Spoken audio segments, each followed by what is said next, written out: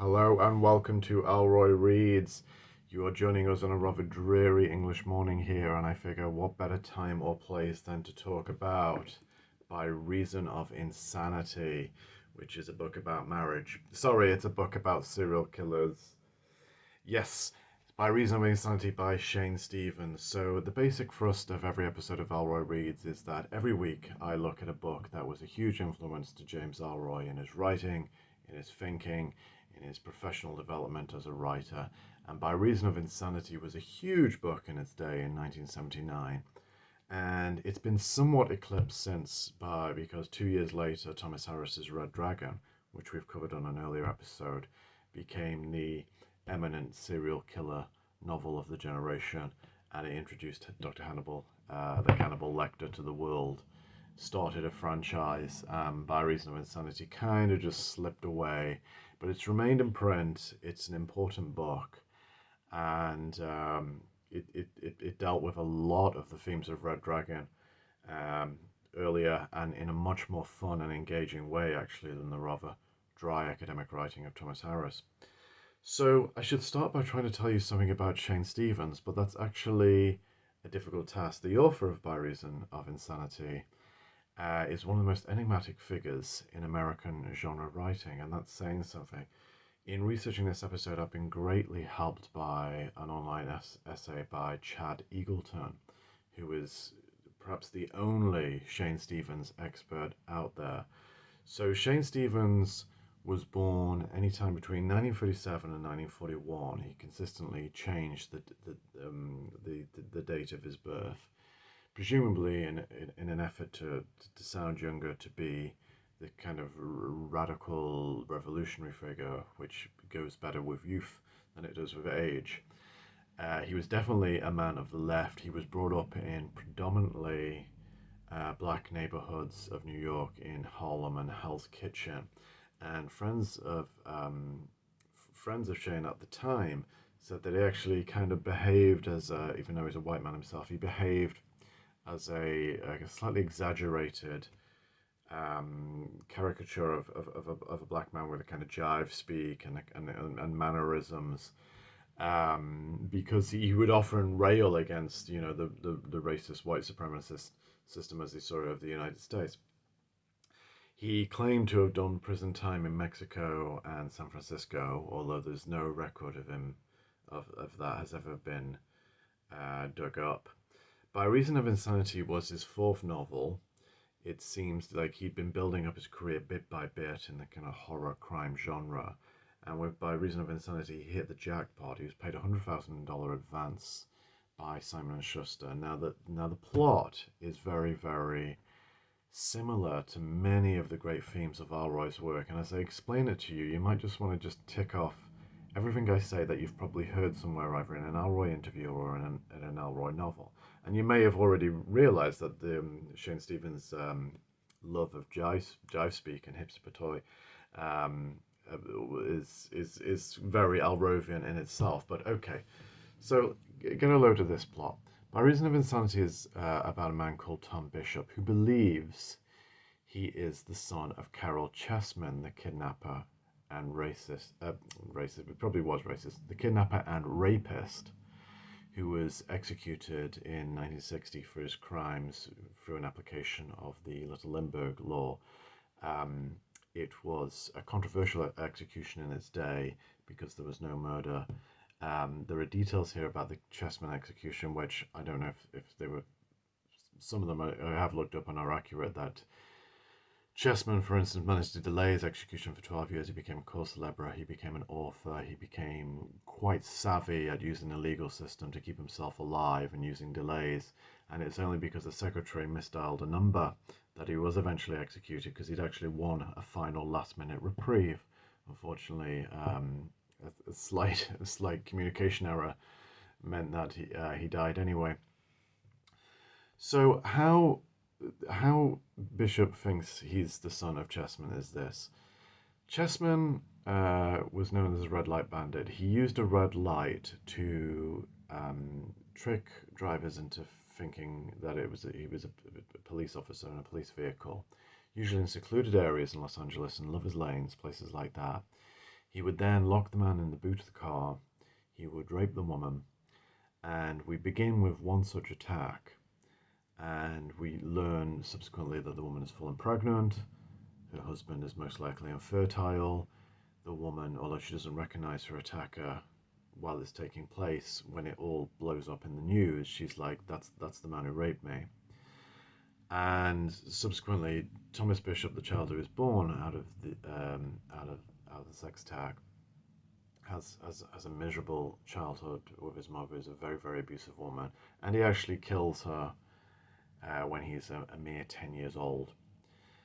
He is subsequently sent to an institution. He's medicated. He's strapped down. He's like denied everything, in education. The usual puberty, growing pains, everything that kind of constitutes a relatively normal upbringing. But he eventually escapes out of the institution with the help of a fellow inmate called Vincent Mungo. And during the escape, he kills Mungo. He destroys his face, he destroys his identifying features, and he's swapped clothes and things. So the authorities believe that Bishop is dead and Mungo's out there. So in the manhunt, Chessman has the edge on them because the authorities are looking for the wrong person, and he subsequently goes on a widespread. He cuts a swathe, killing woman after woman, and it becomes an increasingly kind of panic-stricken society. It's like, we've got to get this guy. Gradually, the kind of mystery is unraveled, but he's clocking up bodies everywhere. He has a hatred of women that goes back to his upbringing by his mother. And there are a lot of really good supporting characters. There is a senator who wants to use the case as an argument for the death penalty. There is a journalist who's writing on the case, who's kind of spearheading the manhunt through the press. There is a very unscrupulous true crime author who considers himself the Chessman expert, the Chessman scholar. And there is a bereaved father of one of the victims of Bishop who actually reaches out to the mob and manages to get a mob contract put on Chessman's head. There are all these figures, and they are all kind of collectively leading to the kind of celebrityfication, if that's a word, of the serial killer. They're all kind of adding to the mystique and the legend, and that's very, very dangerous. I should say, 500 pages, it's quite a long book as serial killer novels go, but there are no kind of longueurs in it. It's very, very punchy. There is an element of kind of megalomania to it, because the serial killer is a narcissistic character by nature. All of the people hunting them for the various reasons are extremely aggressively ambitious, toxic, narcissistic people. The journalist, the author, the senator, the mob, to varying degrees. But there just seems to be this kind of megalomania seeping through the page. And of course, Stevens, who kind of lied consistently throughout his life, was a bit of a megalomaniac himself. And I say that as someone who admires his writing enormously.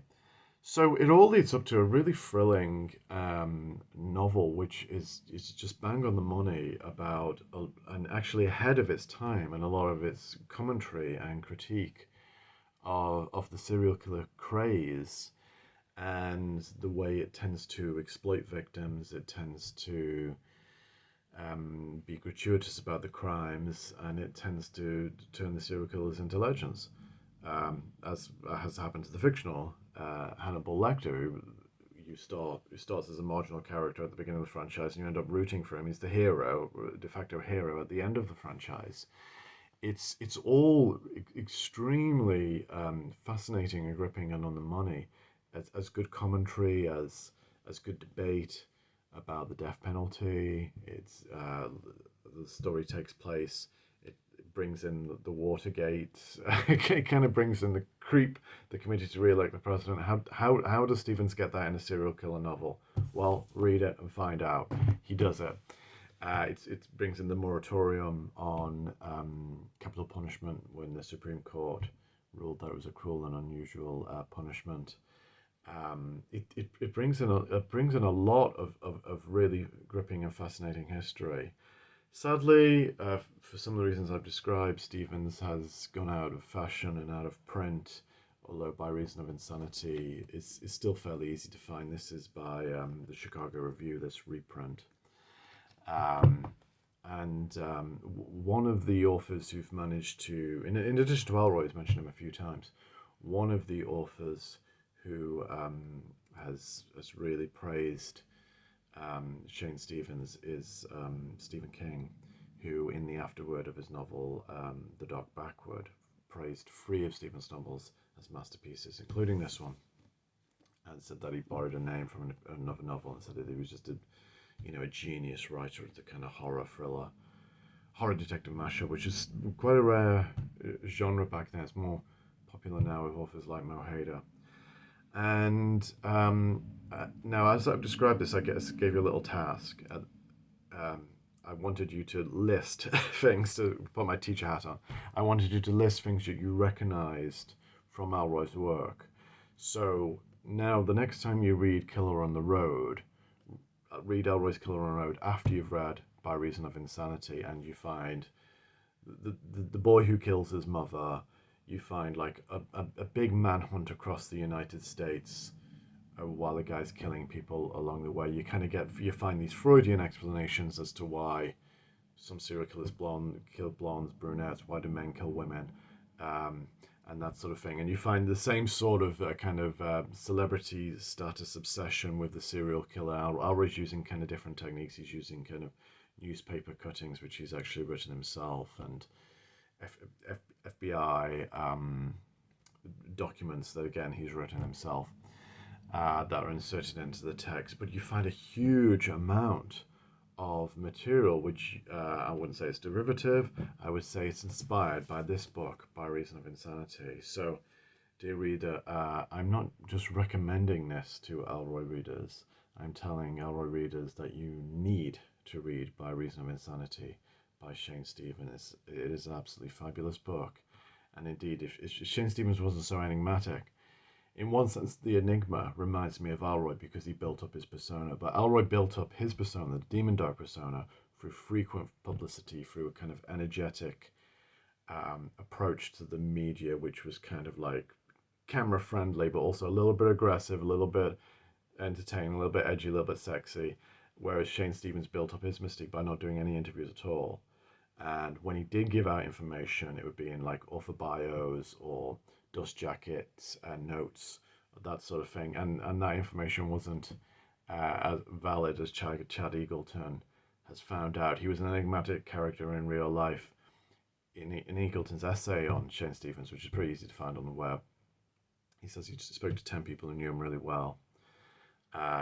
Shane Stevens' daughter refused to talk to him, so like we can only imagine what his family life was like. That was his daughter, apparently from a very brief marriage, and he did work in Hollywood for a while as a screenwriter and did an early script on The Warriors, the Walter Hill film, but his script wasn't used. He did also do a script for By Reason of Insanity, because this bestseller obviously created the waves in Hollywood that's needed when people start talking about adaptations. But unfortunately, Hollywood being what it is, the film never got made. One can only imagine what it would have looked like if it was like the book. It would have been really entertaining and gripping and absorbing. So yes, dear reader, By Reason of Insanity. I hope you enjoy it, and I'll see you next time for another episode of Ellroy Reads. Bye bye.